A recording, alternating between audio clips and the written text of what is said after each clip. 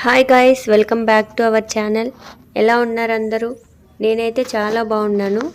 నేను రీసెంట్గా తిరుపతి వచ్చినప్పుడు తిరుపతి దగ్గరలో ఉన్న జైన్ టెంపుల్ని విజిట్ చేశాను.